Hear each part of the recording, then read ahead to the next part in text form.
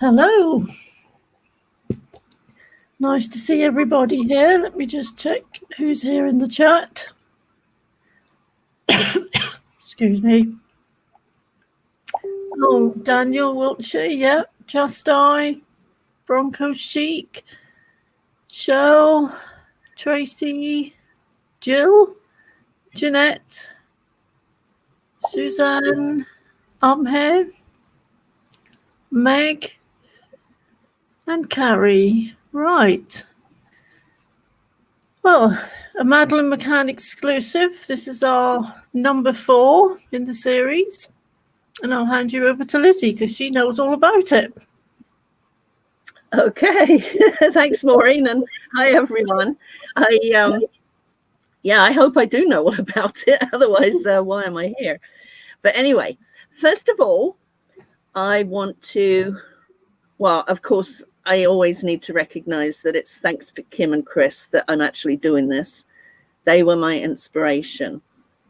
But the other thing I wanted to make sure everybody is aware of, because Mark Sonokonoko has done 2 podcasts. Well, he did a podcast last year, which reached #1 in the UK and #1 in Australia. Now, I did mention before that I thought it was the States too, but I think Dr. Phil had the #1 on there. But it is an absolutely superb podcast. You will really, if you enjoy looking into the details of Madeline, it's a podcast you shouldn't miss. And if you do have the opportunity. Now, he started a new one. They've taken her, they've just produced 1 podcast just to start with, and they're working on the rest. It's called They've Taken Her. And the first one deals with Christian Bruckner. And I think anybody who wants to know what's happening with the German police, just go and listen to that podcast. And I think Mark explains it extremely well. So now the next thing is that last week, although I couldn't remember the name, I did refer to The Memory of the Future, it's called, where back on, I think, May the 15th, the friends, the Tapas 7, maybe the Tapas 9, I'm not sure, went into court and gave their statements, and those statements are held secretly if and until there's a trial. So I'm not sure that a lot of people realize that those statements are there. So if ever there's a trial, that will be interesting to note. So can you just bring up that first video, Maureen, please? Yeah.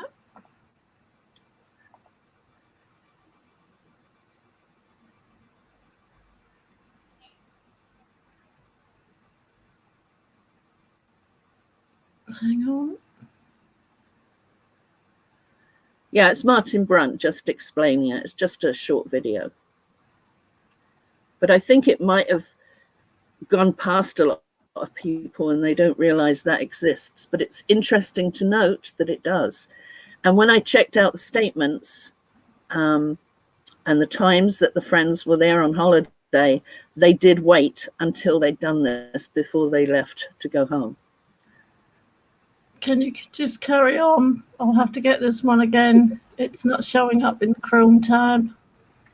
Okay, well, tell you what, Maureen, don't even worry about it. I've explained it, and it's just a short video just confirming what I said. So hopefully everybody believes me. You said it was, you said Martin? Who's Martin? Martin Brunt, sorry. It was a report by Martin Brunt about the memory of the future, that the Tapas 7 were going to be going into court to leave a statement which would remain secret, would be remain closed until their, that's the one, the top one, Maureen. Yeah. Tomorrow, we think that the McCanns and other principal witnesses in this case will have to go into court in front of a judge and have their evidence, the statements they've given to police, formally recorded. Yeah. That's all there was. It wasn't a big deal, but I like to prove what I say. So there you go. Now, starting with this week. Okay, just hold on that for a moment, Maureen. I am really excited about doing this. I'll tell you why. As most of you know, I did so much research, and I took all the statements and I separated them, the statements from the police files, and I researched them and put them into tables and files and everything, and came up with recognizing that there were so many contradictions that started on the Tuesday morning. And it didn't just start on Tuesday morning. I mean, it carried on throughout Tuesday daytime, Wednesday, and into Thursday. And we've dealt with those on the previous shows. So where I was at that time was if something had happened to her, what day did something happen? And I thought, well, the only way I can find out is maybe try and find proof of the last person that saw her.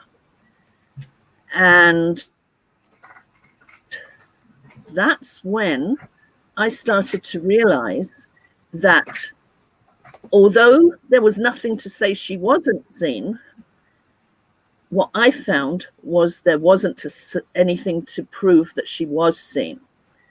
And that is really important, because if you think, okay, discrepancies started Thursday morning, why? I mean, serious discrepancies that they were contradicting each other. I mean, it was supposedly a normal holiday. Why would there be such contradictions about anything right through the week? And then, as I discovered, I couldn't find anything, not one statement throughout the week back from Sunday that actually proved to me that I could look at and say, yep, they saw her. They were mistaken. There were so many things about it. And that's when I took it back each day. I didn't plan on it. I had no idea when I was going to find the statement that proved to me that she was seen. I didn't know. That's what I'm saying. I don't decide something and try and make it fit. The files tell me. And as it was, and you'll see that there was only one statement in that whole week that actually told me that she was seen on the Sunday. Now, they were there from Saturday till Thursday.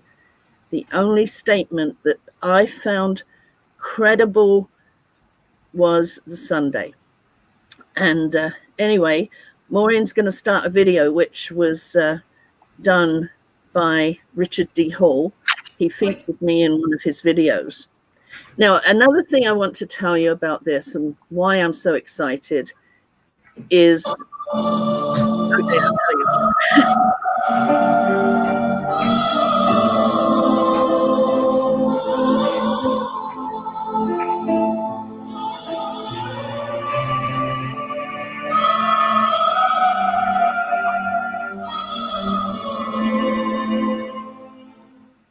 Within the past few months, a British expat living and working in Canada, Lizzy Taylor, known on the internet as HiDeHo, has compiled a very useful analysis of all the other claimed sightings of Madeline that week. Here are some extracts from her article. The relevant witness statements. Like everyone else, I once believed that Madeline was seen during the holidays, as there were so many people that claimed to have seen her. As I started to collate the witness statements and scrutinise each one, I realised that apart from Fatima da Silva, who saw Madeline and the family outside the apartment one day, there was not one statement that had a similar degree of credibility. I thought the possibility of something happening to Madeline prior to Thursday would be impossible, but after reading all the statements, every one, except Fatima, allows for doubt. Some were very obviously mistaken. She then goes on to list other witness statements from people I have not mentioned so far. Here is Lizzy Taylor's list and her comments. Cecilia Diaz Firmino, receptionist at Millennium, described a shy Madeline and saw them on days they were not at restaurant. Therefore, not proof that she saw Madeline. She may have seen one of the other tapas children. Geronimo Salcedes, tapas barman, admits to not being able to recognize if it was Madeline.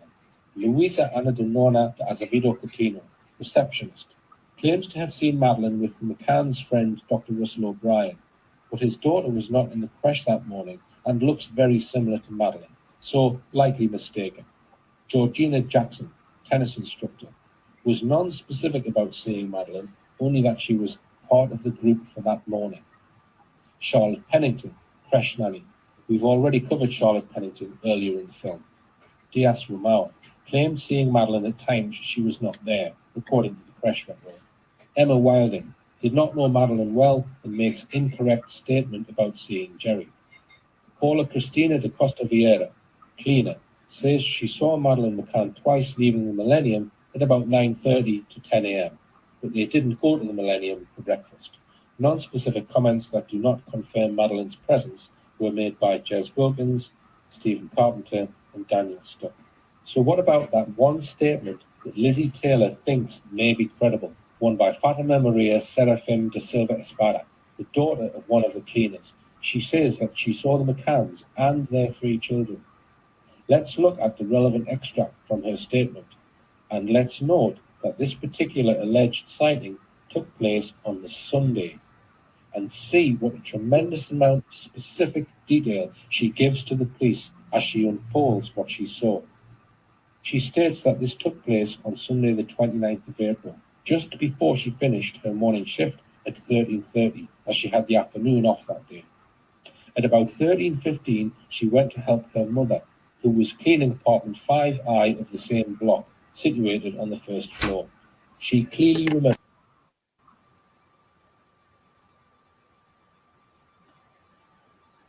Hello, Maureen.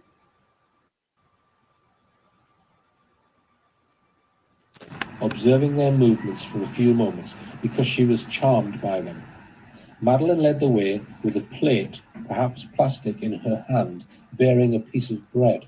As regards the clothes she was wearing, she only remembers a skirt but cannot recall its description. She noted, because she thought them nice, the type of shoes she was wearing.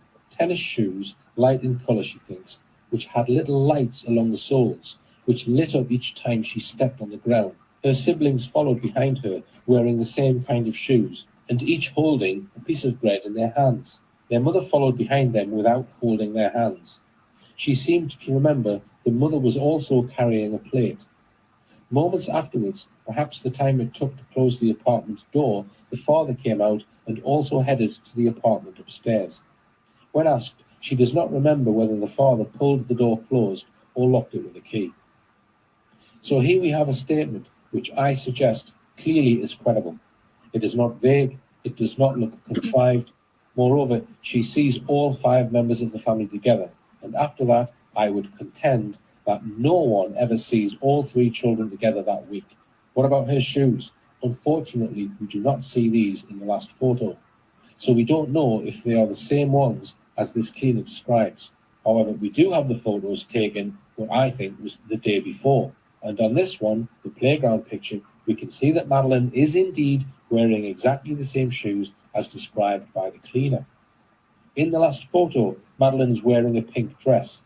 The cleaner remembers Madeline wearing a skirt, she thinks, but can't remember what colour it was. It's easy to confuse a dress with a skirt.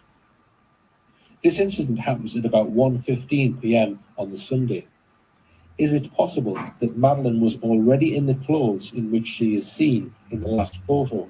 I think it is. So, in the statement of Luisa Ana Coutinho, we have a detailed, wholly credible statement that is also fully consistent with the last photo having been taken about an hour later by the pool, after lunch on the Sunday. The clarity and detail of this witness statement shows up the other statements from the Ocean Club staff for what they are: vague statements with no detail and therefore lacking credibility. Okay, thanks, Maureen. As you can tell from that, that's the basics of what I wanted to discuss today. Before I do, I want to tell you the reason I'm so excited about doing this is that although the information I'm using is new, it's all from the files, but I don't know of anybody else who has put this together in the way I have. And I don't know of anybody else, which we'll get into later, that even if they claim something happened to Madeline early in the week, how do they explain the creche, her being seen in the creche? It was only about 2 years ago that I suddenly had a light bulb moment and realized how that could have been accomplished. But we'll get to that. But what I'm trying to say is I have all this information and lots more, obviously. And I'll tell you something, I was so concerned that nobody would ever hear it.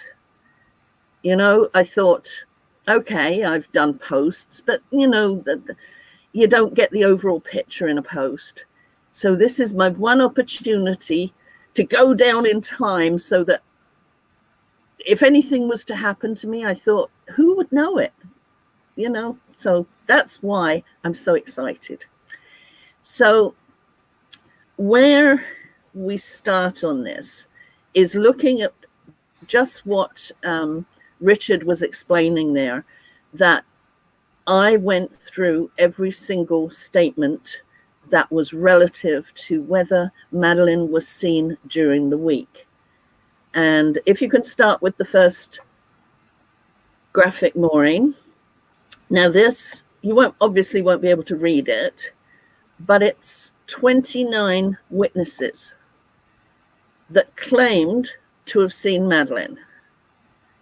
But the point is that there is not one in there, apart from Fatima, that actually is detailed enough to convince me that it was so. And so if we can start looking at some of them, that would be great, Maureen. The next one.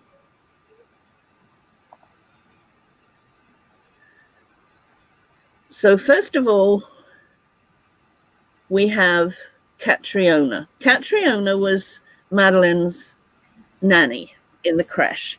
The creche was over the reception, and it shared a room with the two lobsters and sharks. They both shared the same room.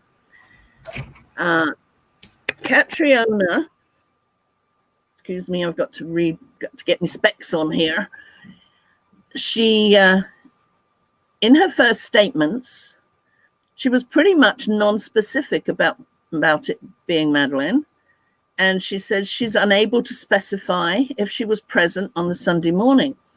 Now, one thing I did notice later, that on the Sunday morning, it was Madeline was supposedly there, but Russell O'Brien and Jane Tanner's daughter was not there. Now, that might not mean anything right now, but if you start to see that it was very possible that the nannies were thinking, and I'll explain a lot more later, that it was possible that it was Jane Tanner and Russell O'Brien's daughter that they were seeing and mixing up with Madeline. If you look, I don't know if you can see it properly, but where it says two different children, they both have similar color hair. They were 3 months apart in age. And if you think about it, that is in a creche that's really just a babysitting. It wasn't like a proper nursery where everybody was booked in and booked out. They did do the booking in and out, but I think that was more just generally dropped down. Sometimes it wasn't put on.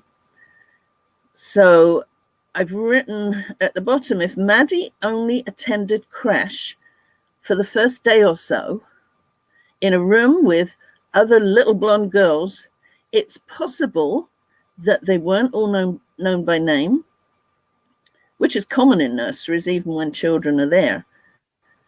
And that Catriona did not specifically remember her from that first day. So number 2, please, Maureen.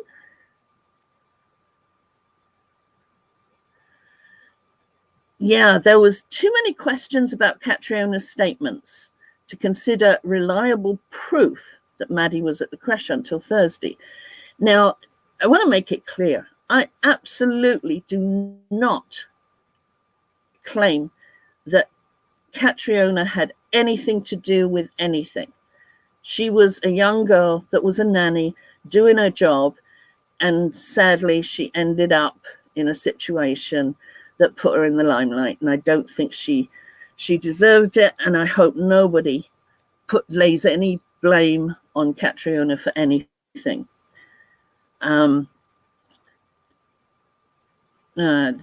Okay, upon hearing about the disappearance, Catriona was told that Maddie was in her group. Keeping in mind, it was believed to be an abduction from the apartment, and the creche was not of importance. So at the time of the abduction, Catriona would have no idea that there was anything to do with her being in the creche was of importance. So could any one of these scenarios be applicable to Catriona? She couldn't specifically remember Maddie based on the release photo, but second-guessed herself that she must have mistaken one of the other children and could in no way jeopardize her credibility in her job by saying that she didn't remember who was Maddie. And I think what I mean by that is that she was looking after lots of children. There was 14 in the group, but even just the ones, including Jane Tanner's daughter, who was very similar. And did they really honestly know each child by name? I think most people who send their children to nursery, at least at the beginning, nobody really remembers names specifically. All the children kind of meld together. But what did happen was when she was given her statements, the police had raised doubts. They allowed her to refresh her memory by reading the translated version of the original. And that was questionable. I think that she couldn't specifically remember which one was Maddie, but she was told Maddie was there. And I mean, she wasn't going to jeopardize her job by saying, oh, I don't know which one she was. I can't remember her specifically. And I think that was just unfortunate. Now, I think she was reminded about the details when she visited the McCanns in November. There was a secret Rothley meeting, and it seems odd that the McCanns would invite her at the same time, 24th of November, to this secret Rothley meeting. So they obviously had a plan in place. This wasn't just a general, oh, hi, Catriona, how are you? And there are some pictures of her being photographed on the 25th, which was the day of the meeting, I think. So anyway, that lays that whatever Catriona says so far is questionable. There's nothing specific about her knowing that the child she thought was Madeline actually was. Could it have been another child? Very possibly. So next one, please, Maureen.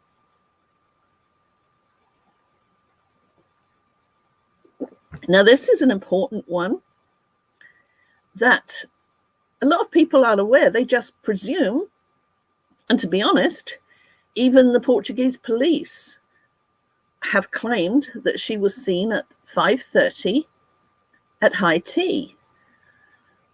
But she doesn't, in the statements that we have seen, she does not claim to have seen Maddie at high tea. She, in her early statement, which is the one that is more liable to be fresh in her memory. I also remember that Kate was present for high tea, accompanied by the twins between 5 and 5:30. Now, that's odd. Why didn't she say Madeline? And if you recall from the discrepancies a couple of weeks ago, she also claimed that Jerry claimed that he was the one that was there. Kate wasn't there until 5:30 because she was jogging, and Jerry was there, but Catriona said, excuse me, Jerry was playing tennis. All up the creek, sorry. So in a rogatory statement, this is after she's been to roughly, she said that Kate went to get Madeline from the tapas bar area. And according to what I remember, she was wearing sporting clothes.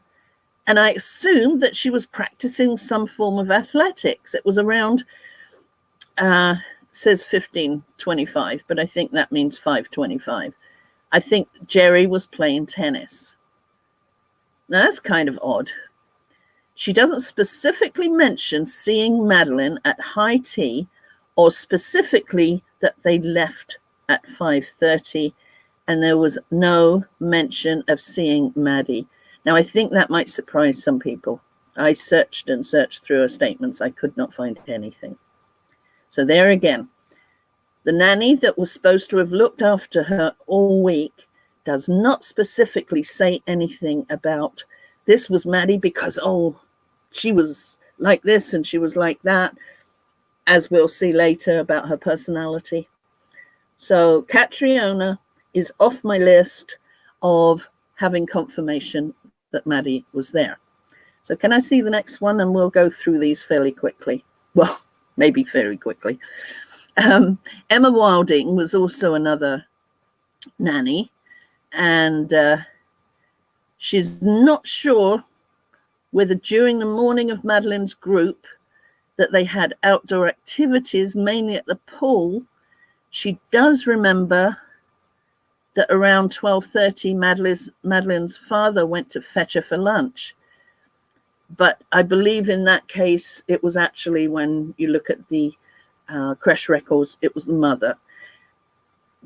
It's too little for me to actually read out, too long. But basically, there was nothing in her statement that told me that she was very specific it was Madeline. So next one, please, Maureen. Charlotte Pennington, she's another one. It's hard to explain. Her credibility is questionable, but I'm sure she's a lovely girl. I'm not going against that, but I think she wanted to be an actress, a fairy or something. I can't remember. But when it came to her statement, she did contradict the facts. I think she claimed that she went into the room after the abduction, when in actual fact she didn't. She does say that on 2 different days, Sunday, the 29th of April, and on Thursday, the 3rd of May, she had direct contact with Madeleine McCann, telling her stories and speaking to her. Well, on Sunday morning, Charlotte Pennington looked after the babies, which were actually in a room in the mini club, but this was her first morning. So why and how could she leave the babies alone and go and sit and read a book, I think it was, with Madeline? Yeah, telling her stories. So that was not credible. And I think Charlotte kind of wanted to be known. We won't go further than that. Okay, next one. Lynn, Rhiannon, Fretta, and these next ones are basically the nannies. I went through every nanny statement to see whether or not they saw Madeline, and she had only one brief contact, a few seconds. That is not anything I would consider proof that she saw Madeline. So next one. These will be fairly quick, Maureen. Lindsay Johnson. She had several contacts with a girl called Madeline, although she says they were formal and short. So Had it been Madeline, had it been another little girl, she probably wouldn't. It's not confirmation to me. Next one. Kirsty Louise Marianne. She only on one occasion had contact with Madeline for about 30 minutes, who was treated as Maddie. From what she saw, she was a child who did stick out precisely because she was calmer and shyer than the others. Now, you will find out from a list of personality traits that I did of Madeline, and I think most of you already know, Madeline was known to be loud and in the middle of everything. So when a child is described as calmer and shyer than others, it makes you wonder, was that really Madeline? You will also find out a little bit later that Jane Tanner claims that her daughter, who looked very similar to Madeline, was very shy and timid, and Madeline was outgoing and gregarious or whatever. So that makes you wonder, is the child she thought was Madeline calmer and shyer? Sounds like she might have had the wrong child. She said she did not have direct contact and was not aware of her habits. So no direct contact, not proof to me that it was Madeline that she saw. Next one. Sarah Elizabeth Williamson. She did not have direct contact with Madeline's group, as she was responsible for the twins group, and she has no knowledge of the girl or the parents' habit. So no contact. Next one.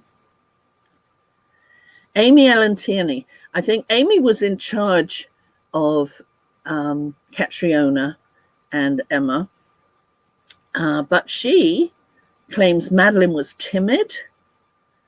Does that sound like Madeline to you? But very intelligent and would play with the older children. Also knows Madeline's parents, although it is the father who would normally pick up from the club. Now note that Jerry McCann only picked up Madeline on Sunday, Monday, and Tuesday mornings 3 times. And afternoons and Wednesdays and Thursdays, it was Kate. So it doesn't really fit that he would normally pick them up. It was both of them, or maybe Kate more so. Next one. Leanne Diane Wagstaff. She said that she saw Madeline once during the week. She didn't know her. She had no direct contact. So that's not one that tells me that she actually saw Madeline, or proof that she saw Madeline. Next one. Stacy Ports. She also knew Madeline, as she would frequently come talk to her brother and sister when picked up by her parents. Now, if you note, because Stacy was looking after the twins at some point in their creche, which was actually in the Ocean Club, whereas Madeline's kids club was over by reception 10 minutes away. If this is in reference to lunchtime pickup as opposed to high tea, because at high tea it's a totally different area to the creche, it could only have been Monday and Thursday that Madeline was signed out before the twins. So how could she be there to pick them up if she was still in the creche? She was only signed out before the twins on those 2 days. So was it really Madeline that they saw? So could she have been mistaken? No proof that she actually saw Madeline. Next one, please. Susan Bernadette Owen. She came into contact on some occasions with a child known as Madeline McCann. The contact was formal and of short duration. She did not have direct contact with the minor, another one that we can pass off. So next one, please, Maureen. And thanks for getting these all in order, Maureen. It really helps. And It was easy. Sinead, yeah, okay. Sinead only saw Madeline once when she arrived during the week. So no, I'm sorry, that's not proof that she actually saw Madeline. Not saying she didn't, but the point of this is I want to show you that I could not find proof of anybody seeing Madeline after Sunday. So if we can maybe go through, try and do it quicker on the next ones, I'll try and be quicker. I'll just read out the red bits. So next one, please, Maureen. Oh, okay. There's a lot of red bits there. Now here's the receptionist at the Millennium. And I actually wanted Isabel McFadden to be on with us today because she actually did speak to Cecilia. And it's actually it's very interesting to me because it took me some time to actually find out exactly what may have happened. And hang on, I have to get closer here. Now,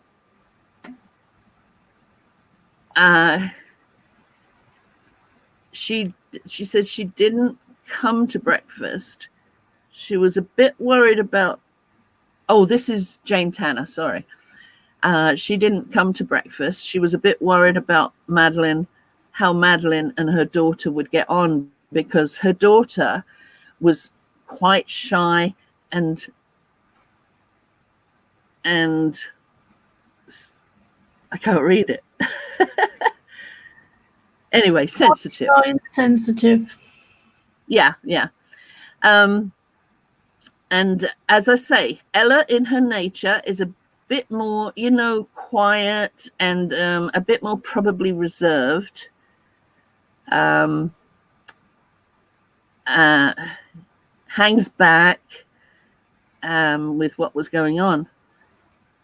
Well, Cecilia claims that this child, and apparently Madeline didn't go to breakfast, but the child she saw at breakfast was what she claimed was Madeline. And she claimed that she appeared to be very attached to her father and was always clinging to him. Well, that's very odd because I found a statement from Russell O'Brien that says she's always kind of holding on a leg for a little while. And I think Madeline maybe not as shy as Ella. And another bit I can't read. But basically, Cecilia is describing a child as shy and timid. And I think we all know that Madeline was not shy and timid. But then when I found the statement which goes along with Cecilia claiming she was always clinging on to him, and that's exactly what Russell O'Brien's daughter did to him, always clinging on to his leg. That told me a lot. And Jane Tanner claimed that Maddie did not go to breakfast. They were similar in appearance, but with different personalities. Is it possible that the Ocean Club staff remember the shy tapas child and not Maddie? Makes you think, and I hope it does make you think. Okay, next one, please, Lauren. Georgina Jackson. Now, I hang on to Tuesday as being the last time that she was confirmed to have been seen, because Georgina Jackson was the tennis coach. And although they didn't play tennis, they were 3 and 4. The group of them used to go down and pretend, I guess. So when I knew that Georgina Jackson had claimed to have seen her, I stuck at Tuesday being the day she disappeared because of that. Then I went back to her statement and I read what it said. And she relates it was one of the preferred activities of the McCann couple, in that they had several lessons throughout the days. And up to the date of the disappearance of their daughter, Madeline, it was being that the child also had a class on Tuesday, the 1st of May, with the times 10 to 11, in which she was among a group of children. Now, it seems to me that she was reading her logs, maybe, and the lobster group was having tennis. It doesn't say that she saw Madeline, and there's really no, you can't get around that. Really, how would she know all their names if she had, let's say, 7 children? I've forgotten how many it was. Would she really know all their names in half an hour? She would just know that, okay, you're telling me that Madeline was in the lobsters. Well, I had the lobster group for half an hour on Tuesday. She probably wouldn't know. But anyway, regardless, it's not proof to me that she actually saw Madeline. So next one. Geronimo Thomas Rodriguez Salcedas. I can't say it as good as Richard Hall. Now, he said, in spite of having already observed many photos of Madeline, he claims that he could not state with any certainty that he'd seen her at any moment. The same goes for whom he now knows to be her twin siblings. Now, he also stated that since Madeline's disappearance, I have seen her picture many times in the media, but I cannot honestly affirm that I remember seeing her in person before the disappearance from the Ocean Club. There were many children, and I never paid much attention to any of them. So you can see, I mean, I'm getting, this is 16, 18, whatever it is, and we're not, please correct me if you disagree with me, but are we seeing any member of staff or anybody that actually is confirmed to have seen Madeline? Next one, please, Maureen. There's another one in between, but it's the same thing. Louise, the receptionist. Here was a receptionist, and Russell O'Brien claimed that he went to see her, and she says that he was carrying a girl, and she believed it to be Madeline. When questioned, she confirms that the man was not the father of the girl, but one of the members of the group who was often seen in his company. Now, for one, why would he be carrying Madeline and not his own daughter? Madeline was actually in the creche at that time, and his daughter Ella wasn't, because she was off because of her foot, I believe. So it was more than likely the fact that he was carrying his daughter, and she just thought it looked like Madeline. Another one who was mistaken, likely. So his daughter was not in the creche, Madeline was. So it's more than likely his daughter that he was carrying, and she claimed it was Madeline. Next one, please. The Millennium Cleaner claims to have seen the family between 9:30 and 10. But in actual fact, the McCann family were not in the Millennium at the time they were seen. It's very possible that she saw Russell and his daughter, so was likely mistaken. So it doesn't mean Madeline wasn't seen. It just means that there's no proof so far, and I hope you all agree with me that she was. Next one, please, Maureen. Oh, maybe we've had that one. Maybe we haven't, but it's a similar kind of thing. There was no, you can check all these out. There was no proof. Next one. Nice and easy to read. All he's saying is Madeline participated in a group of children's lessons. He didn't actually take the lessons. No way for him to have known if it was really Madeline or if it was mistaken for another child. I'm not saying, I hope nobody's thinking that I'm claiming there was a, oh, what's the word for another child used?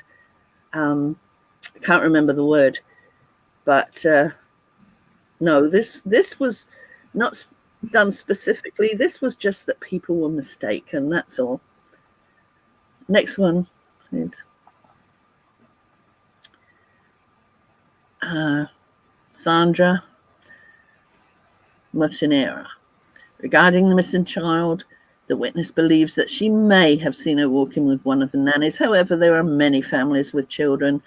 It's normal to see the children with their nannies carrying out their activities. Again, no proof she saw Madeline. Next one. Alice Stanley and Chris Unsworth, they actually took the children sailing on the morning that Madeleine disappeared, supposedly. We know from the statements that Jane's daughter was there, and Jane supposedly took pictures of her daughter. And Catriona claims that Madeleine was in this group and she was scared. Can't remember her exact words, but she was basically describing another child. She was basically just describing a shy child.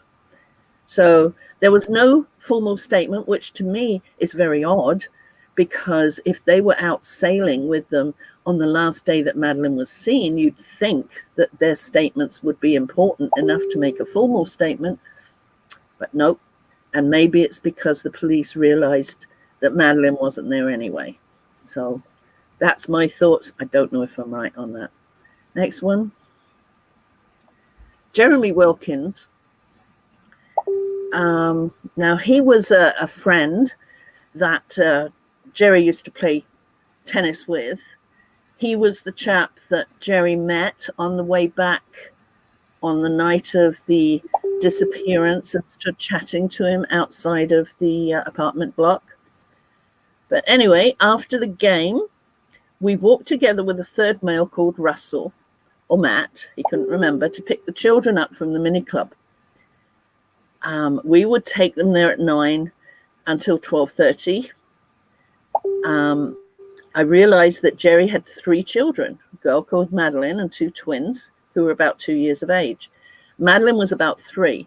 This club would take 3s to 5-year-olds. The club was split into 2, the Sharks and the Lobsters, and my son was in the Sharks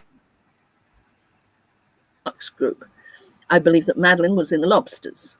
I don't recall seeing the family again today. Now, both Sharks and Lobsters were all in the same room. They just had different nannies watching over them. But they probably played together. I don't know. But there was nothing in that to say that he specifically saw Madeleine. So next one. We're nearly there. This is important to me, and I hope you don't mind me going through them all individually like this, because the whole point of what I'm saying is that I want to show everybody the proof of what I claim. I could, in a few sentences, say to you, well, I couldn't find anything in the statements that mentioned Madeleine was seen.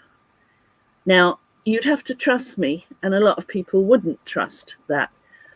But I desperately needed to show you all of these as long as it's taking, so that you fully can see why I came to the conclusion that the only statement that was credible to me was Sunday with Fatima.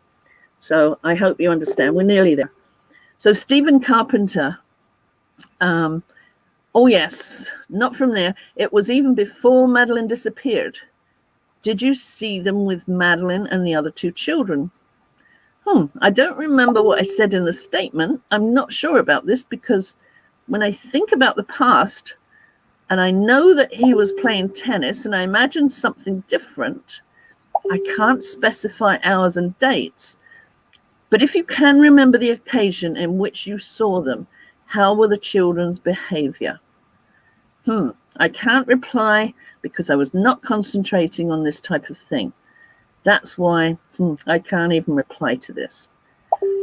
5 months during the holiday, you met the following persons. Jerry and Kate McCann saw their children, Madeleine and the twins, but don't know their name.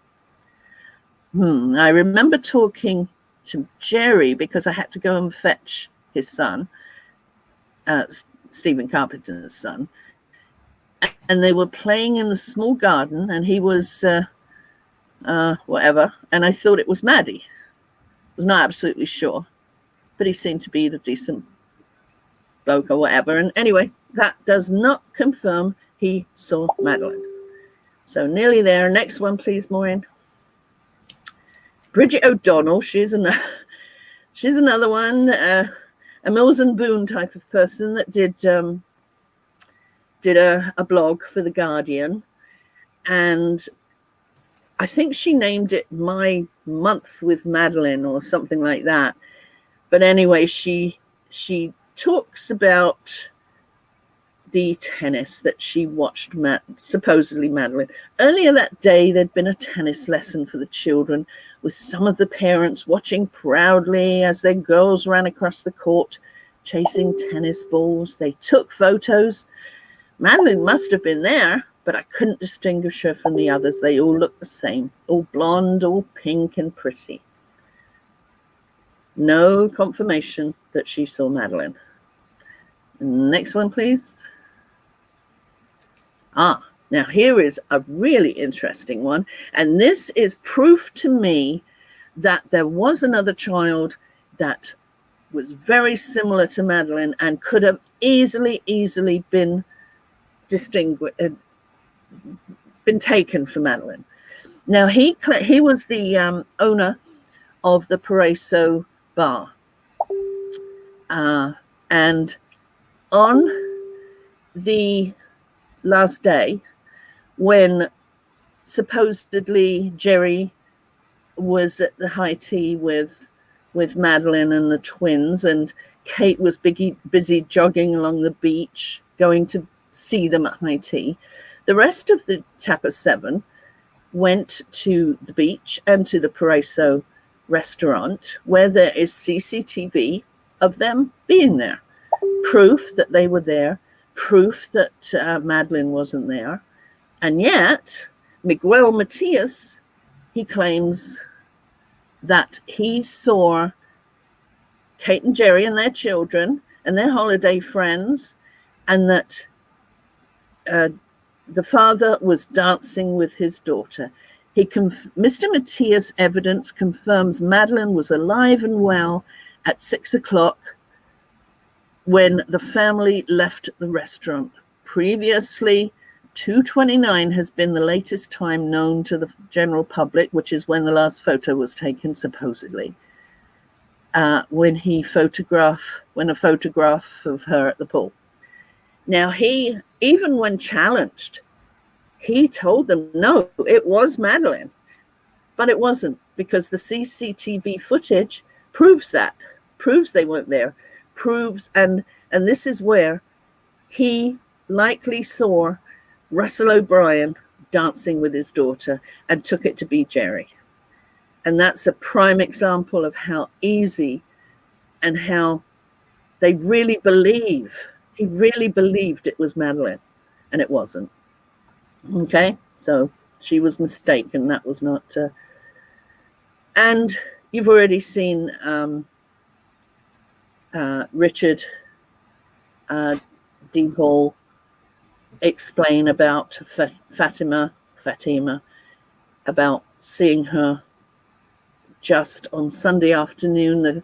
The cleaner came along and she followed them up the stairs. And in actual fact, her mother was cleaning the room next to David Payne's room, so she could actually see them or hear them over the balcony that day, which was Sunday. And I've added some photos there. So that's the only credible witness that I have. So what does that tell? Is there anybody that disputes any of those? As hard and as maybe boring as it is to go through them, it was so important for me to show you every single one so that there is no dispute as to why I believe Fatima's was the only credible. If there is a dispute, please let me know. But I hope you can understand that because of that, I absolutely, along with the discrepancies starting Tuesday morning, I absolutely believe that something probably happened to Madeline before Tuesday morning, and that I cannot find anything to show that she was proven to be seen since then. So if we can maybe just carry on a bit. Next one, please, Maureen. Oh, here's another one. I mean, it's they're not even credible. They claim to have been playing down a water slide with Madeline, his son, the Boyds. So another one who claims to have seen Madeline, but not even slightly credible. It was just they wanted to get their name in the news, I guess. Next one, please. Now, this I actually wanted to address at the end, but I'm going to address it right now because it happens to be up there. There's never been any mention. The files were released in August of 2008. Since then, we know nothing. We know nothing of any further investigation that happened after that. So if anything has changed within the investigation, we wouldn't know. Now, Hernani, oh, I'm sorry, I've forgotten his other name.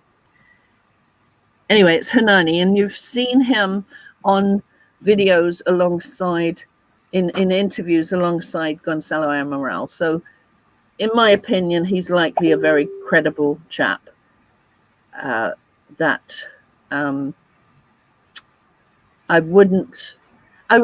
think this kind of information is important to retain. It's not necessarily proof of anything. And as you know, I like proof, but I think it's important to retain this possibility that Gonzalo Amaral, oh, okay, I'll start at the top, was new information received after Gonzalo Amaral removal to suggest that the original details may not be reliable. Gonzalo Amaral investigation was interrupted after 5 months of a 14-month investigation.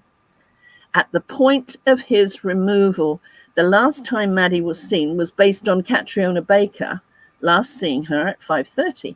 Well, as you know, I couldn't find anything to say that she saw her at 5:30.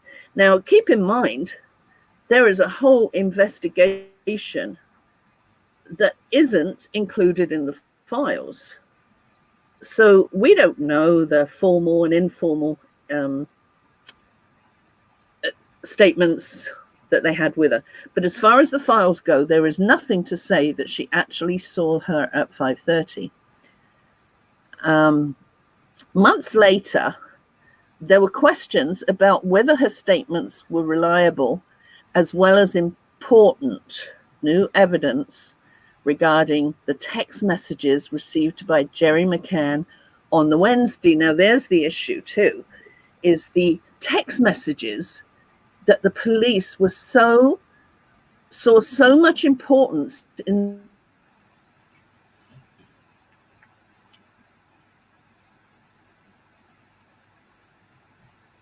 those. I believe that there might be another name for it, but let's just call it Supreme Court, to try and retrieve those text messages. Now, what does that tell you? That was the Wednesday. If they actually only believe that something happened on Thursday night, where were they checking into his messages from Wednesday? And it was that important that they had to apply to a Supreme Court. I absolutely believe they thought something was happening, at least on the Wednesday morning when he started getting those text messages.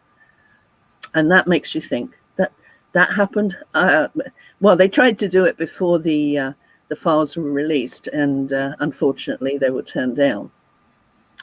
But yeah, they knew that Jerry was up to something on the Wednesday morning, because he started receiving them at about 8 o'clock, I think, in the morning. So that's added to information. Well, this is the same thing. Information that was so important that the public prosecutor applied to the court to have the content revealed for the investigation a month prior to the shelving. So yeah, I absolutely believe that the police are questioning what happened, because otherwise, why would they be checking and go to court for something that happened on the Wednesday? Another, as I was just saying before I carried on there, that Hernani Hernani Carvalho, a friend of, or appears to be a friend of Gonzalo Amaral, also fairly credible. He does state the disappearance took place during the time period between 5:35 and 10:05 on the 3rd of May 2007, reads the report from the 4th Brigade of the PJ in Portugal, Portimao. He says it's a premise that is now questioned. So it does appear to me, although there's nothing proven, the PJ have questioned whether something actually happened that night. Now, are they finding the information that I'm discovering and realizing that that may be a possibility that something happened to her early in the week? I believe it's possible. Anyway, I'll be sending this to them anyway, so they will find out from me. So next one, please, Maureen. Oh, that's easier to read, right? Yeah, it's the same thing. It is questioned. There is something that is being questioned, and I believe the police know that there's more to this than there's several other things too, but I think they realize there's more to this than just not the abduction, but something happened before Thursday. I absolutely believe with all my heart that they know something happened before Thursday. But of course they can't tell anybody.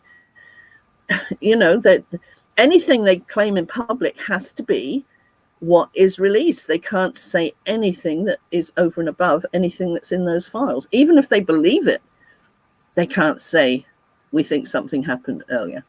They have to go with what the witnesses tell them in public. Anyway, next one, please. And here we have an example, which I hope you can see okay. But these 3 little girls were all in the same creche room, along with lots of other little pink and pretty blonde girls. You can see just by looking at them that they'd all look very similar. And how difficult it would be for the nannies to be able to identify every child by name after only a few days. And that's what I'm saying. Is it possible that another child was mistaken for Maddie? Very possible, in my opinion. Next one, please.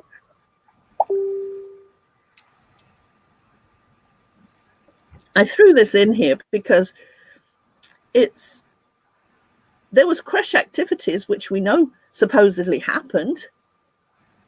You would think that if Madeline was there, that the parents, even if Catriona or the creche didn't come up with it, they would show some of Madeline's work during the week. Her handprint stars, her salt dough rocket chips, or alien footprints. They're the examples of what they did during the week. Were there any saved? Were there any photographed? Did any of them exist? Makes you think, doesn't it? Okay, next one. And here, and this is where I first started to question.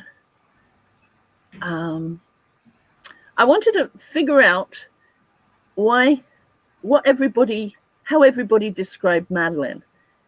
And something hit me when I did this. Again, it's not something I go out to try and make fit, but as I was doing it, I think you can see from here that when I took words of how people in the Ocean Club, the employees, described her: timid, intelligent, active, sociable, obedient, scared, fearful, happy, content, intelligent, timid, discreet, shy, calm, happy, but quiet, attached to her father and was always clinging on to him, very shy.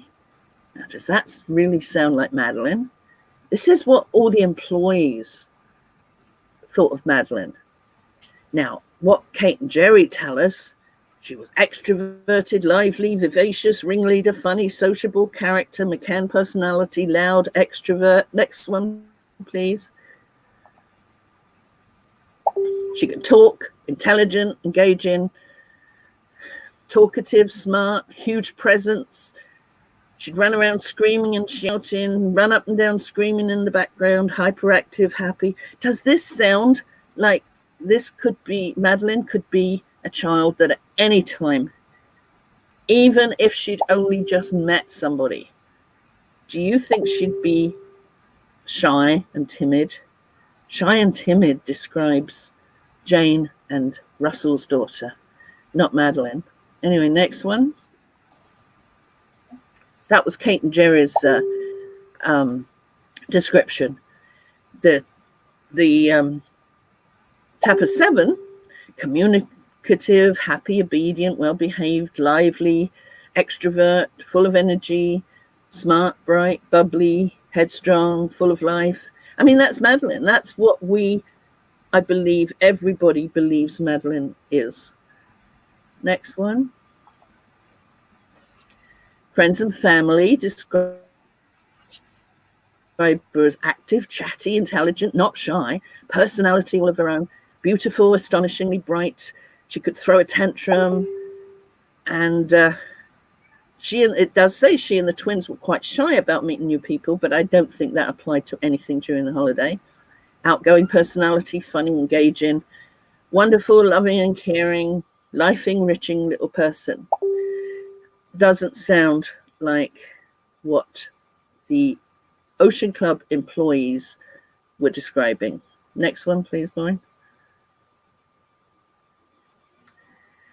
And you can see here the I don't know if there's anything missing onto the bottom, but never mind. The Ocean Club staff description is timid, timid, shy, quiet, discreet, calm, clingy, very shy. They describe Madeline that way, when in actual fact she was all of those things that I've described before: extroverted, lively, headstrong, energetic, full of fun. But timid, shy, quiet, discreet, calm, and clingy fits Jane Tanner's daughter. Shy and sensitive, quiet and reserved, hangs back, wouldn't say boo to a goose, holds on to leg. She's similar in appearance, similar in hair color, and only 3 months difference between the two of them, and she went to the same creche. So is it very possible that the child that they believed they saw was Madeline was actually the shy child, which was Jane and Russell's daughter? Okay, next one. I hope you're with me on this. Okay. Now we're coming on to something else. I've got it there as posted 8 years ago, but it was actually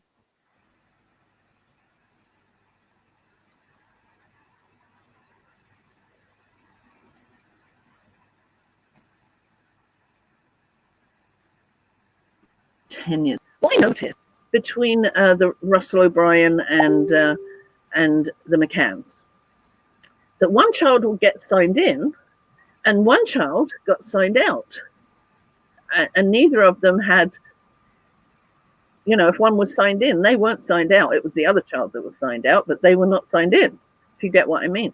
So I recognized this 8 years ago, and I made a post describing what I'd found, but I never really could explain it. And it was so difficult with the Creche records, as everybody knows. It's so difficult to understand those Creche records. But I wanted to put this here because it was 10 years ago that I first had a thought that maybe there was only one child going in, that they were named on 2 different names. One child went in, one child came out. So next one, please, Brian.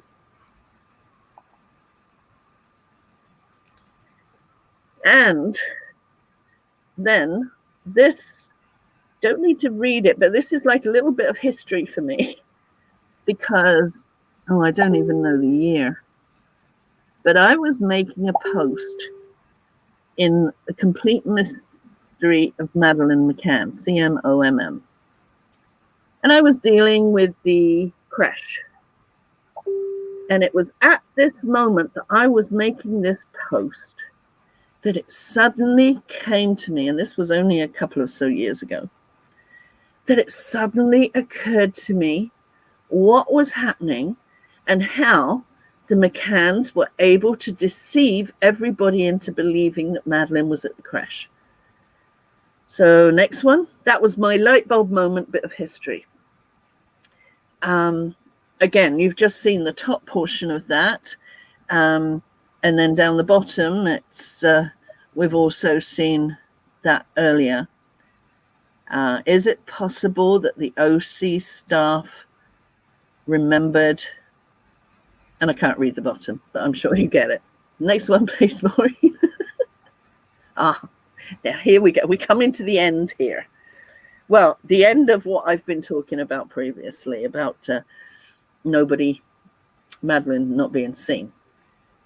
Now I'm moving on to something which is one of the most important things that I have done. And this is a Creche records, details and comparison. And I've mentioned it before that it took me 2 days. I sat doing this, putting it all together.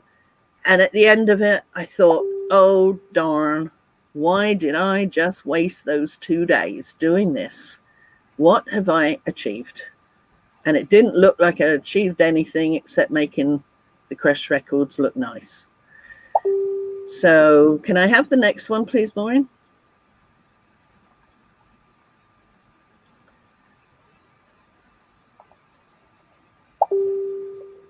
Oh, okay. We'll get back to that in a minute.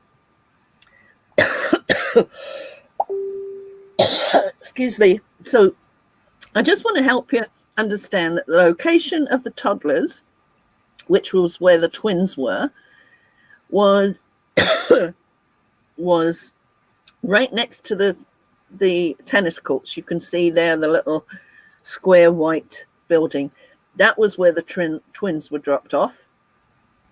And also, just to the right-hand side, you can see, to the right-hand side of the tapas bar, you can see the high tea area. It was like a little balcony, and that's where they had high tea.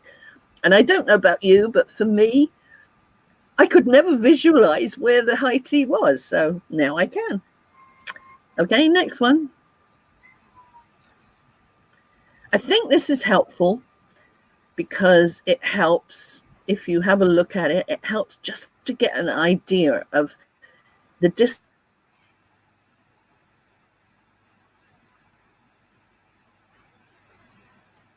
which was right in the Ocean Club. You can see where they would have to walk over to Maddie's Kids Club and reception. It's some little way, not drastic, but some little way. And you can also see over in the far right where the Millennium was where they used to have breakfast, or most of them had breakfast. And this will come into play very shortly, because if you can just keep note, in a short while, I will show you or explain to you that on the Wednesday, Jerry claimed it was raining on the Wednesday, so there was no tennis. So the twins were dropped off earlier than usual, but then there was no tennis, so that's not a big deal. Now, normally, they would go straight from the twins' creche, and it took 10 minutes to walk over to Maddie's Kids Club and reception. But they didn't arrive there 10 minutes later. It was, I can't remember exactly, but it was like maybe 30, 40 minutes later they arrived. So why did they not drop Maddie off first? And once I realized how the creche deception worked, I realized that they would have dropped off the twins, walked over to the Millennium. I don't know if it was Jerry, Kate, both of them or what, but walked over to the Millennium, and it was Wednesday, so they were never known to go to breakfast on Wednesday. But on this particular Wednesday, I remembered that Diane had claimed she'd seen them.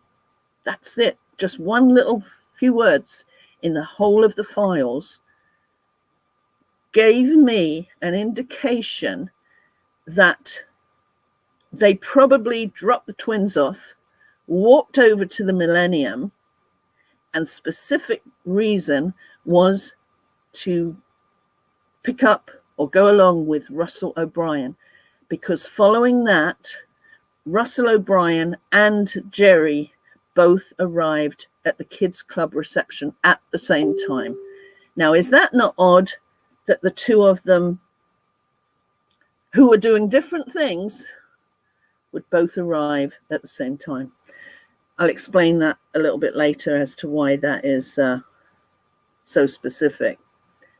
So, okay, so if you can keep in your mind, that's the basic areas of where everything was. Next one, please, Maureen. And here you can see just a closer version of where McCann's 5A down the bottom, over to drop off the toddlers, and then 10 minutes on to Maddie's kids club. Next. Here you can see that the reception was down the bottom of this building, and Madeline's kids club was on the first floor. That was quite a big room by the look of it, and they had both sharks and lobsters all in one room, with two nannies, one for each of the groups, with, I believe it was Amy Tierney looking over them, but can't remember exactly. So the next one, please. Oh, so now you can see where I was on that day when I thought, why have I bothered? The Creche records, maybe in a little bit more detail, but I'll show that there's another one where I've actually written the details down. But when you're looking at stuff like this, I started adding in little things. And let me see, on the Sunday, there was no record of Ella attending the Creche. And yet, Catriona claims that she doesn't remember seeing Maddie at the Creche. And yet, Madeline was booked in the afternoon. 2:35. Okay, yeah, the twins are at the bottom. It gets very confusing here, but you can start to see, this is where I started to see, regardless of the fact that I'd spent this time on it and I thought, oh my golly, why did I do that? I started to see something which was very, very odd. And if you see on the Monday, Madeline was dropped off at 3:15, and yet Kate picked her up at, we believe it to be 3:30. Now, first of all, why was she dropped off at 3:15, and why was she picked up 15 minutes later? There have been some people that suggest they went to Sagres that day. I've never found any proof of that. But she was picked up at 3:30 instead of 5:30. Now, there is one little thing which could possibly be the reason, if that wasn't actually Maddie that they were picking up, if Russell O'Brien's daughter was the child that was there. I believe there was swimming that afternoon, and Russell O'Brien's daughter, because she had some issue with her foot, couldn't go swimming. So if it's the case that Madeline wasn't there, and this is an if, but think about it, if Russell O'Brien's daughter was there and they were swimming, she would have to be picked up because she couldn't go swimming. If you can understand that one. As you can see, Catriona timed them out a few times. So next one. Oh, before we go, never mind. There was, yeah. Now, what's weird is the analysis of the Creche registers for the 30th of April are missing. The police did not want them to be seen. There is questions about it. So they knew something. As I say, this was they. I have more faith in the Portuguese police than most people do, because I absolutely believe they knew something was going on during the week. But anyway, carry on. Next one, please. Sorry, Maureen. Again, there's questions, and I've got another one which will describe it a little bit better.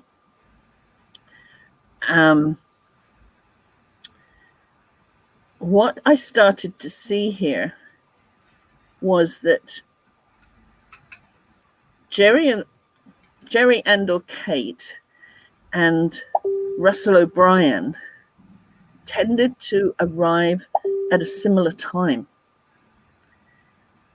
And that was odd to me.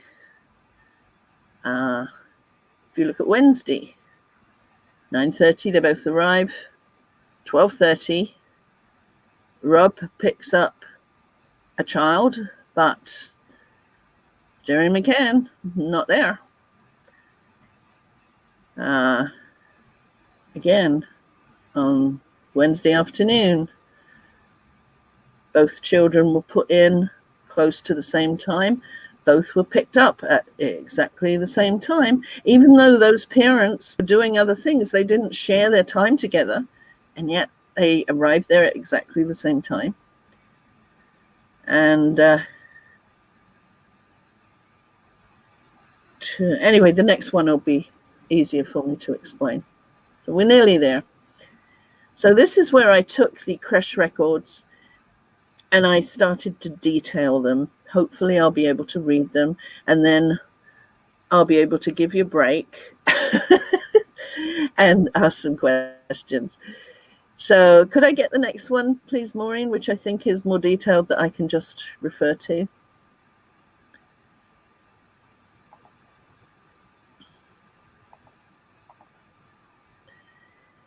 So this is my light bulb moment, that once studying these, I suddenly realized that there was a good possibility, because of the timing, because of Jerry and or Kate and Russell O'Brien arriving at the Creche at a similar time, regardless of where they were. Like I say, that Wednesday morning, Jerry could have dropped the twins off when it was raining and just gone over, dropped off Madeline, and then gone to the Millennium, if in fact they were at the Millennium, because Diane saw them, although they probably didn't stay for breakfast. But no, he took Madeline supposedly with him to, if that's the route they took, he would have taken Madeline with him. Now, Diane didn't see Madeline. She just saw Kate and Jerry. So I hope you understand where I'm going on this, is it looks like Jerry dropped the twins off, went over to pick up Russell O'Brien, so both of them, and this is where I had the light bulb moment, and it was only a couple of years ago, this is after doing 13 years of research, that I suddenly thought, oh my goodness, what was likely happening was that if something had happened to Madeline during the week, I don't know, I'm not saying she died, maybe she, but if she wasn't seen and around during that week, how could Jerry and Kate deceive the nannies or anybody into thinking Madeline was at the Creche? Now, if that Wednesday he dropped the twins, walked over to the Millennium, picked up Russell O'Brien, well, not literally, but and walked back to the kids' club with Russell O'Brien's daughter, who looked very similar, had a totally different personality, but it was the personality that all the nannies believed was Maddie, had the shy, timid, walked over to Madeline's kids' club. They walked in, They signed one or two of them in, one or both of them in. The daughter, that looked very much like Madeline, went into the creche, and Jerry walked in with her instead of Russell. Jerry walked in, and so all the nannies would then associate this child that was shy and timid as being Jerry's daughter. And that, to me, when I studied this creche record, that to me is when I realized that, of course, how simple. Just two of you arrive at the same time. It wasn't specific writing those records. They'd just scribble. Now, whether anybody could see if they scribbled, I mean, the kids were all over the place. It wasn't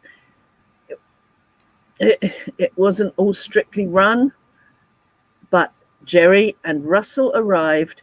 Jerry might book Madeline in. Russell might book his daughter in. But the fact is, regardless of whatever was written there, a child, Russell's child, walked into the room and Jerry went in alongside her. And from then on, the following week, when the nannies were saying, "Did you see Madeline and Jerry?" And they would say, "Oh, yeah, we saw him. That was Madeline. I saw her.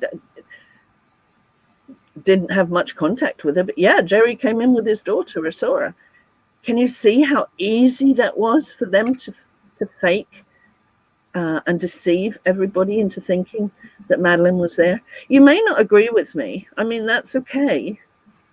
But once you study these creche records, and this is where I came up with it. I didn't come up with it out of thin air, but I don't know. Okay, like I've just gone over, Catriona does not remember seeing Maddie on Sunday morning. Ella was there, apparently. Does she remember Ella? Here in the afternoon, Sunday afternoon, here we see Ella picked up at 3:30 just prior to Splish Splash, which she was not allowed to attend because of a foot problem. And then on the Monday, had the deception started, and Kate entered the child at 3:15. But if that child was Ella, she would not be allowed to stay if the Splish Splash was 3:30 to 4:30. Curiously, Russell signed Ella in at 4 p.m. for the short time before high tea at the tapas.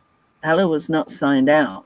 I mean, there was so much that they weren't covering. On the Tuesday, Jerry, Russell, and Jez walked together to the creche, but only one child was signed out. Was it Ella? And she went to her father standing next to Jerry. But was Jerry talking to the nannies, so they mistook him as the father of the child? I mean, you've got to think this is in my opinion, this is an absolute possibility. And I can't, if I'm going to claim that I believe something happened to Madeline during the week, it's my responsibility to explain how they deceived the creche. And this is how I believe they did it. So there's one more, I think, Maureen. Yes, the last one. Yeah. Again, on the Wednesday, again, Jerry and Russell arrived to drop off at the same time, but only one child is signed out at 12:30. And this is what I was saying 10 years ago. I knew there was something odd about this one child in and one child out. But once I did these 2 days of creche records, and in actual fact, I'm so happy I did. At the time I wasn't. Never mind. Now, then on the Wednesday, note, raining, so no tennis. Jerry and Kate drop off the twins earlier than usual, 20 minutes before taking Maddie to creche. It's a 10-minute walk. But did they first go to the Millennium to walk with Russell over to Maddie's creche? Because according to Diane Webster, they were there, but not necessarily for breakfast. And then on the Thursday, Russell claimed he rushed from the beach to the creche to pick up Ella at 4:30. but did not sign her out. This was during the water dive time, which Ella couldn't have participated in anyway. So why was she at the creche? Again, you can see the red, on May the 3rd, the police diagrams, which are kind of like a timeline of what happened, were blacked out. They weren't just removed, they were actually blacked out. And yeah, both of them, and the annexo, the events described by the McCanns for the 3rd of May was blacked out. So they are PJ analysis of events for Monday and Tuesday are missing. Thursday analysis of events is blacked out. The twins' creche register is missing for Tuesday and Thursday morning. So to accomplish the deception would only rely on Jerry and Russell arriving at the same time, and only Ella dropped off or picked up, but Jerry chatting with the staff, so Nanny's recollection may recall Ella as being his child. If this is what happened, it was a very cunning plan. And that's, thank you for staying with me on this. It was so important for me to share it with you. And I think that's it, isn't it, Maureen, on that? Yes, that's the last one. Yeah. So I hope you understand that, and anybody who's going through this, unless they disbelieve me, you only need to skip over those 30 first, the 30 for the first of the graphics, because I saw nothing. And if anybody disputes that, please let me know. I'm not looking to be right. I'm looking to know the truth. So if there is some dispute that I absolutely believe it was not a specific sighting, please let me know. But it was important for me to show you and detail it and have it down so everybody could see, one after the other. There was not one that was specific.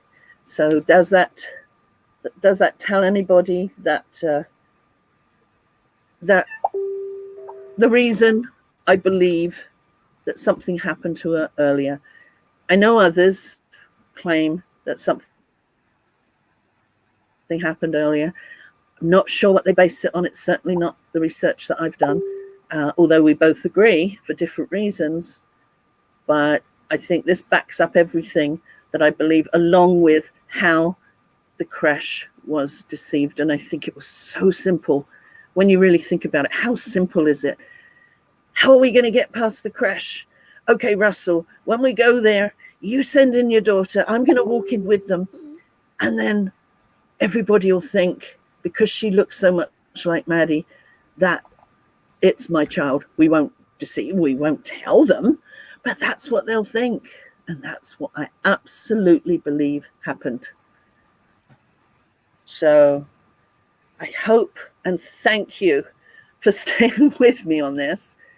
And I'm really happy to have finally got it out there. As long as it was, got it out there and into the just into the public, so that it's known, because I think it's really, really important. So okay, now I'm wondering if there's any messages, maybe no, not messages, but comments. Yeah, there's one question from the chat from Stitchy Widgets. Wasn't there a day Kate had to go get Madeline because she threw a fit from the creche? Well, okay, I'm just going to reduce this down. I've got it on full screen. Can you take that graphic off for me, please? Yes. I keep calling Madeline Maureen. So far, fine. I've been called many things. Oh yeah, I see them now. I've had it on full screen so I could see it. There was that day when she was taken out of Creche after 15 minutes. But I don't know of any proof of description, proof of why she was taken out. My belief is because the water, if it was Ella that they were sending in instead of Madeline, then if there was a water splash, they would have to go and take Ella out because she couldn't join in because of her foot. She wore a special shoe for a short period of time at least. That's the only reason I can think of why she was taken out after 15 minutes. Why she didn't go in till so much later is also a curiosity. But is that because, I mean, if something did happen to Madeline, and it was, I firmly believe it was before Tuesday, so on Monday, I wouldn't even like to guess what was happening around there. I really don't. I don't know. So, okay, was there another one?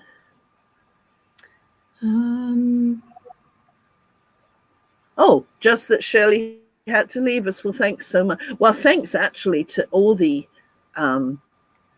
mods on here. Keeping an eye, Carrie sending out a link, and I think Suzanne was there, and all the others. Sorry, I haven't been keeping an eye directly, but I can just hang on one sec. I tell you what, Maureen, maybe if you could just play that other last video. Oh, yeah. Hang on.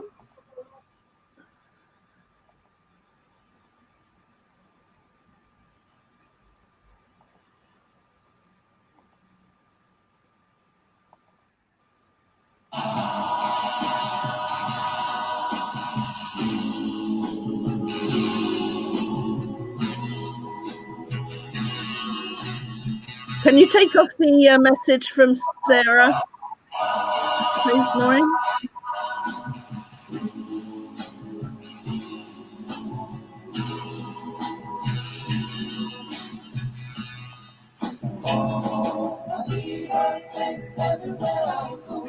Can you take off? Ah, that's it. Lovely, thank you. And put it on full screen. That would be smashed. Yeah.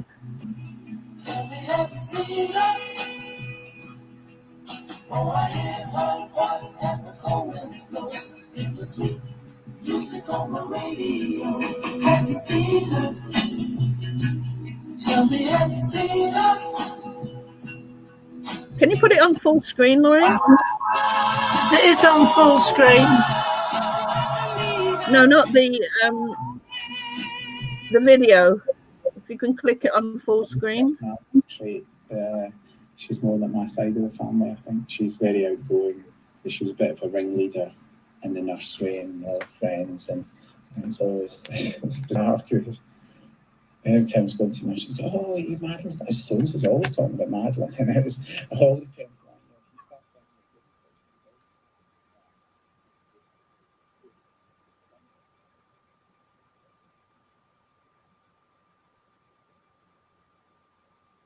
Did you move the sound?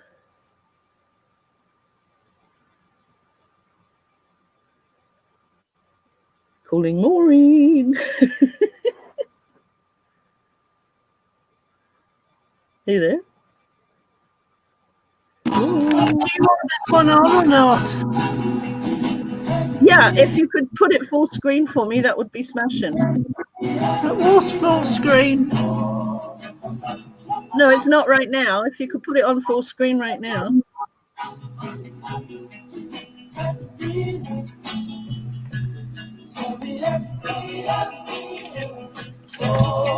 She let her kiss upon my lips, the love that break within my heart. Have you seen her? Tell me, have you seen her? Oh, I see her hand reaching out to me. Only she can set me free. Have you seen her? Tell me, have you seen her?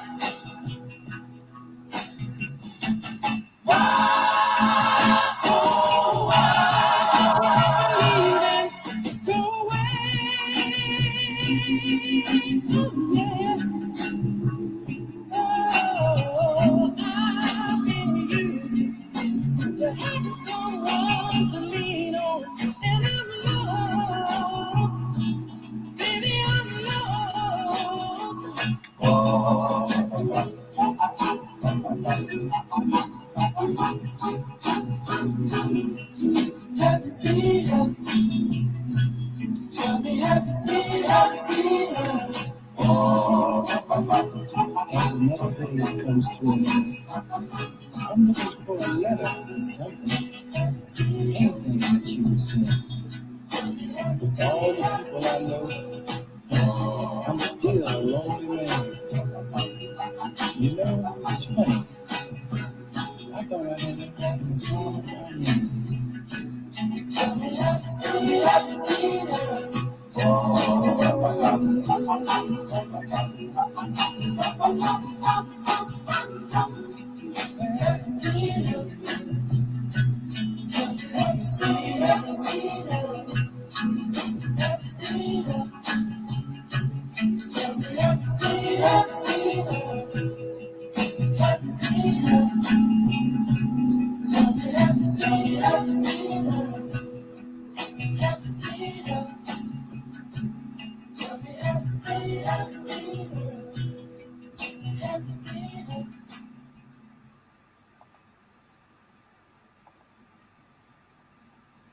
So I think you can see from that where I'm coming from, and I don't know if you agree with me, but at least I have the proof behind my reason for thinking that way.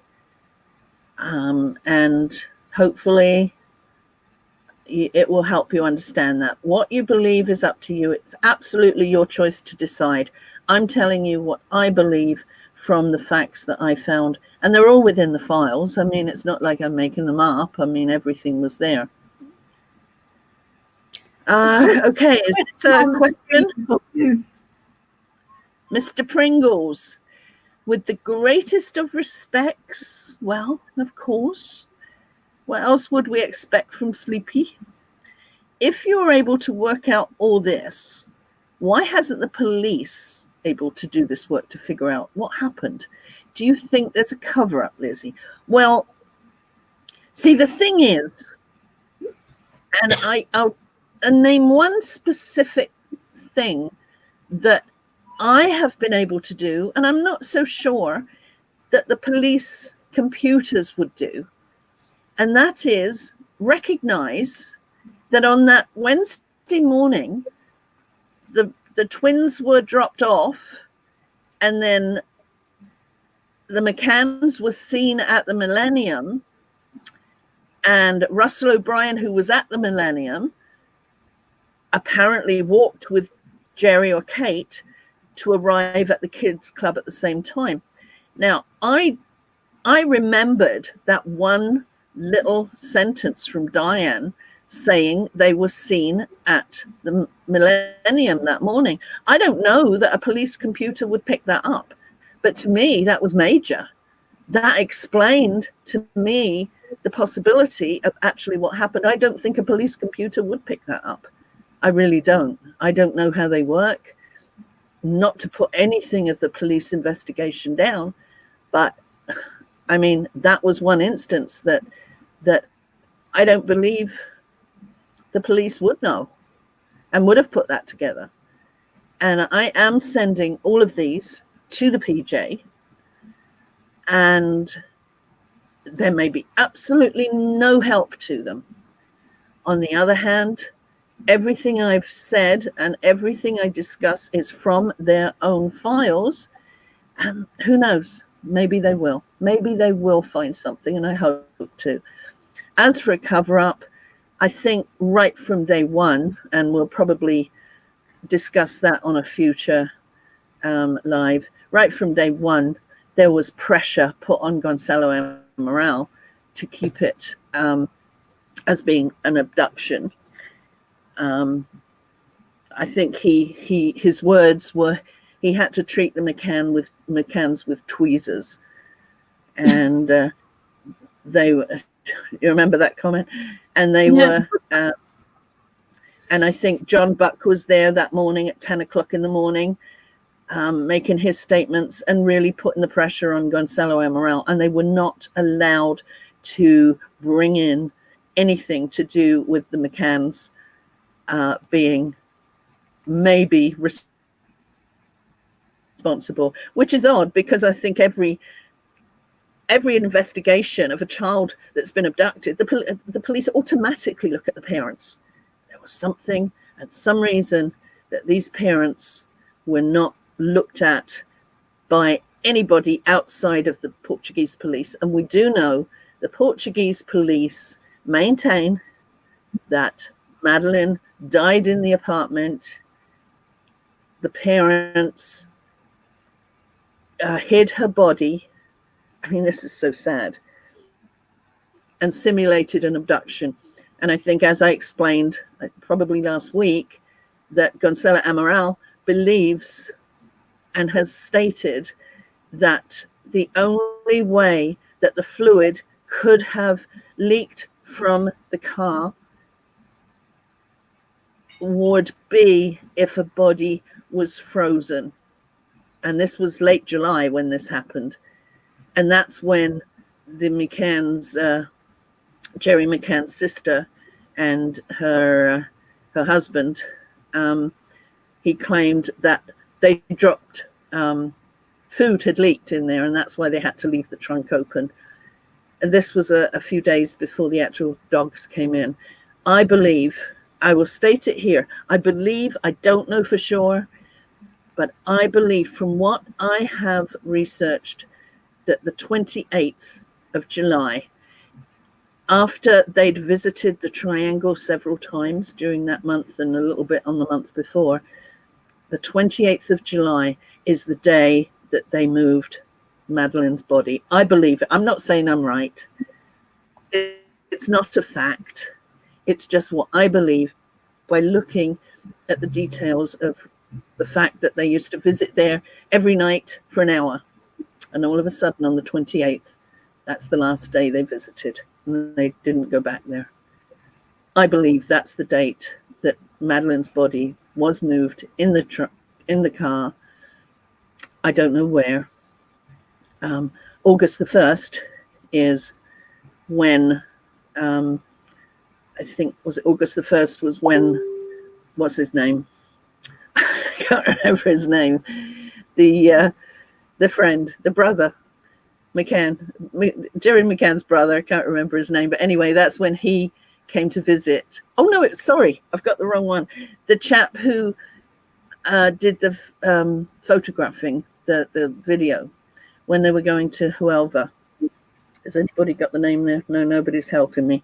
Anyway, he came, and that's when they drove to Huelva around that time.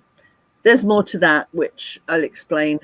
I'll check it out, maybe do some catching up and explain that. But I don't think anybody's come up with an actual date. I am stating right here and right now what I believe is that the 28th of July is the date that they moved Madeleine's body from the triangle, Villa de Bispo, I don't know, Sagres, whatever, and moved her to another resting place. I could be wrong. That's not a fact. That is my thoughts and opinions based on what I've read. So that, did I answer that question? Was there another one?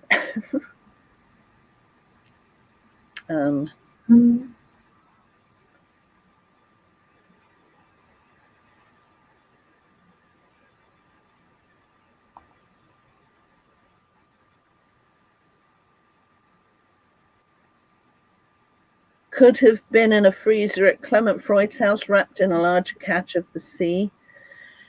I don't think there's as much to do with Clement Freud as everybody seems to think, quite honestly. I know that they were in contact with him. They did go and visit. But I think this was after everything had been dealt with. I think this was after.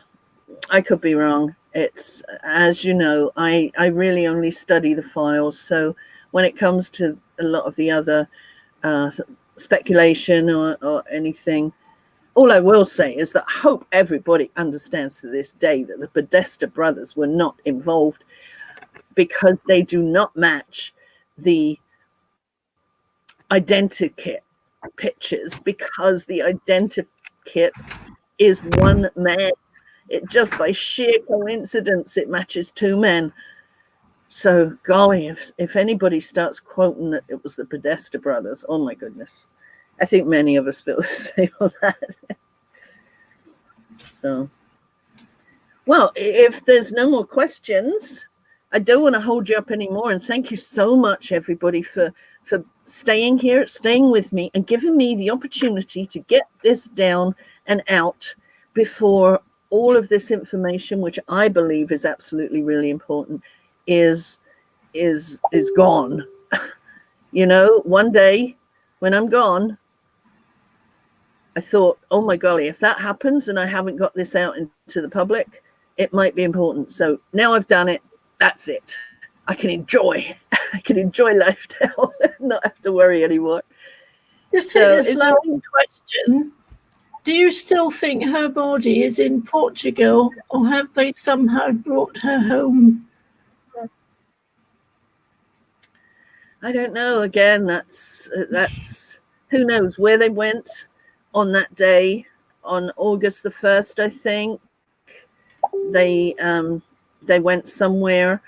2 hours was missing. I think they were going to Huelva. Was that when they went to Huelva? Where there's I don't know. I don't like to speak on stuff that I can't give you a link for or prove. And that would just be a guess, as anybody else guesses. Well, that is the big question, isn't it? Where is she? From the start, there is one thing that I have always wanted. Give me a moment. And that is just hang in there. That is for the day when it's recognized. I doubt if her body will be found. But she can, I can't do it, that she can be laid to rest in peace, her family allowed to grieve, and the world can grieve along. That's the day I have always wanted. What more can I say? That's why I do what I do. Yeah. So maybe that's it for now. And I'll start work. I have no idea what I've planned for next week. I don't know if anybody's got any suggestions. I think that'd be a food.